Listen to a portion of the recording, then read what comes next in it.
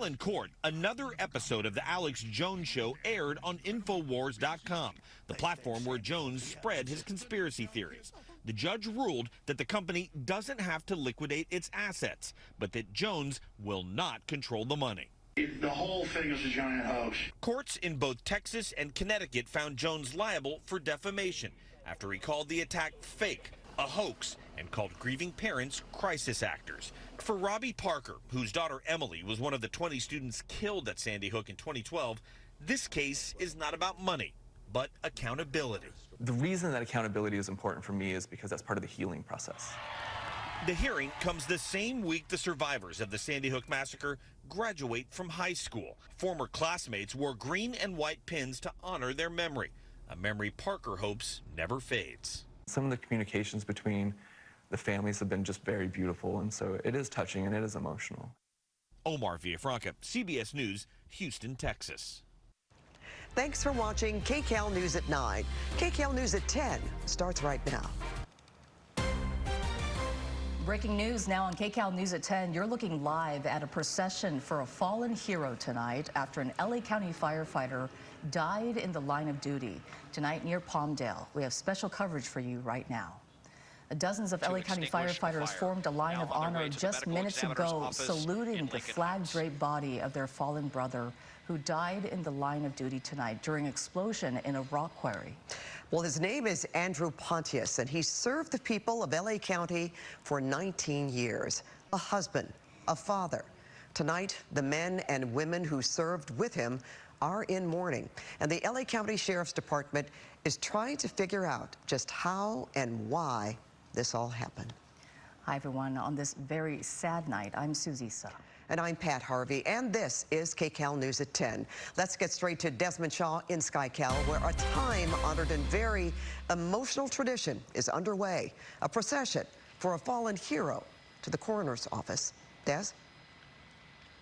That's right, Pat and Susie. We are southbound on Pear Blossom Highway right now, making our way towards the 14 freeway. Here you see the fallen firefighter inside of the medical examiner's van right there, being led by CHP as well. And there you see some CHP officers going by to block intersections up ahead. So this is a massive coordinated effort. There's a battalion chief from LA County Fire. You also have Fire Copter 21, which is providing a little bit of aerial support and spotlight right there. So widen out and show you, this is a very, very long procession.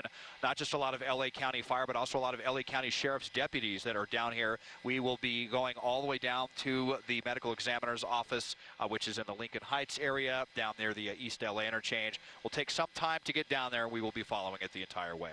Live in Kcal overhead, I'm Desmond Shaw. Pat and Susie, back to you in the studio. Desmond, thank you very much. And with more now on how all this happened today, Kcal News reporter Tom Wade is at the Antelope Valley Medical Center in Lancaster for us. Tom? And tonight, Susie, I can tell you that earlier this evening when we were with the fire chief for LA County Fire, he was very emotional. You could tell the weight of the evening was with him. One of the firefighters who was also injured was brought to this hospital just behind me. He was just slightly injured. He's okay tonight. But as you said, another firefighter died tonight, a husband and father. Firefighters dousing a front loader that continued to burn. The same front loader that earlier exploded. The blast taking the life of an LA County firefighter here at this quarry in Palmdale. Another firefighter was also hurt, but his injuries were not serious. An emotional LA County Fire Chief Anthony Maroney says his department is reeling. It's with a heavy heart this evening that I announce the line of duty death of a County of Los Angeles firefighter. Chief Maroney says it's not clear what caused the explosion, but investigators believe it happened soon after fire crews arrived on scene. The initial call from the quarry was related to the fire on the front loader. I don't know how the fire started, and I do not know what exploded that led to our firefighter's death. The department Friday night identified the fallen hero as Andrew Pontius, based in Palmdale. He had almost 20 years battling fires. 19-year veteran, wonderful man. He was married. He's a father.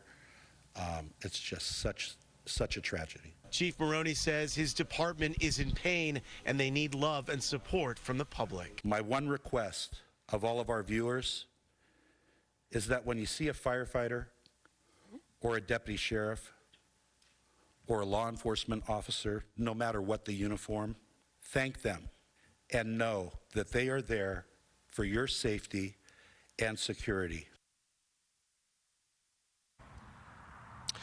And tonight, the fire department says they will be conducting their own investigation alongside the LA County Sheriff's Department.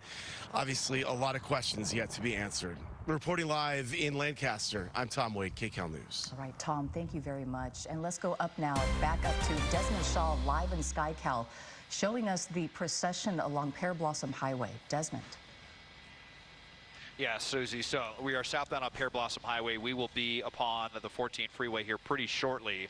Here you see the lead of the escort is a California Highway Patrol officer, and they're only going about 20 to 25 miles an hour right now. They may speed up a little bit once they get on the freeway. It's not only a very long procession.